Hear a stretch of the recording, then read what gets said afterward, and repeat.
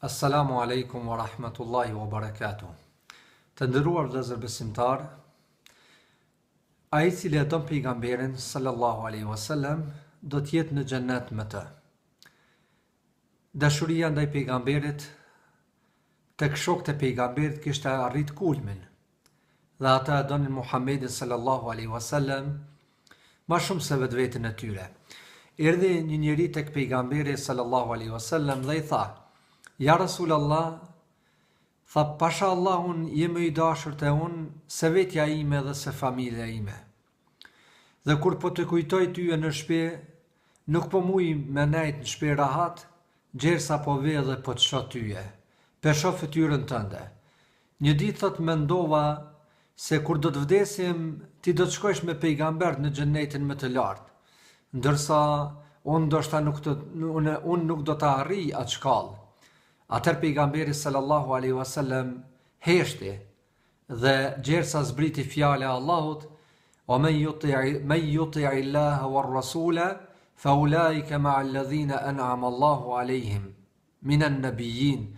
Dhe ai i cili respekton Allahun dhe të dërguarin e tij do të jetë me ata që i ka begatu Allahu prej pejgamberve, prej të sinqertëve, prej shahidave dhe prej njerëzve të mirë.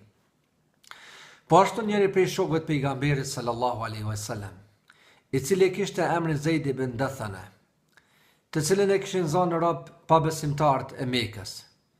Dhe Zeid ibn Dathana, kur e qitën për ta ekzekutue, për ta mbyt këtë shok të pejgamberit, i tha Ebu Sufjani, tha: "O Zeid, a dëshiron që ti të jesh në familjen tënde rahat dhe pejgamberi të jetë në mesin tonë këtu në vend tonin?"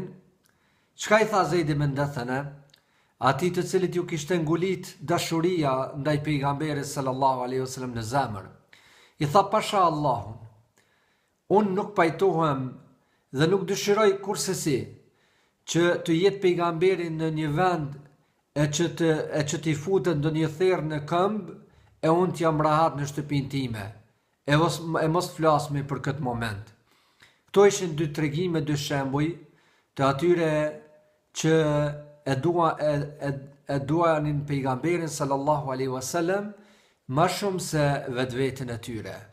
Ndërsa për njërën prej grave të shokëve të pejgamberit sallallahu alaihi wasallam, kur u kthyn prej luftës së Uhudit, dul gruaja që i kishte quhe burrin edhe djalin e tij në luftë, dul dhe po i pret ata, dhe po e lajmërojnë gruan, për i thojnë: "Djali dhe burri të kanë vdek në luftë."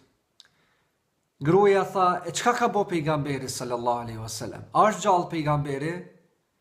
I thanë: "Po, pejgamberi është gjallë dhe shëndosh, elhamdulillah." Tha: "Më tregoni ku është pejgamberi tasha, sepse nuk ju beson të fjalëve të tyre." Dhe e dërguan atë deri tek pejgamberi, dhe kur e pa pejgamberin sallallahu alaihi wasallam tha: "Ja Rasulallah, pasi që ti qenë ke gjallë dhe shëndosh dhe rahat, krejt musibetet, krejt sprovat pas kësaj janë të lehta për mua." Kështu shokët e pejgamberit e donin pejgamberin sallallahu alaihi wasallam. Dashuria ndaj pejgamberit duhet të arrijë kulmin në mënyrë që ta fitojmë shoqërinë me pejgamberin sallallahu alaihi wasallam në xhennet. Wassalamu alaikum wa rahmatullah.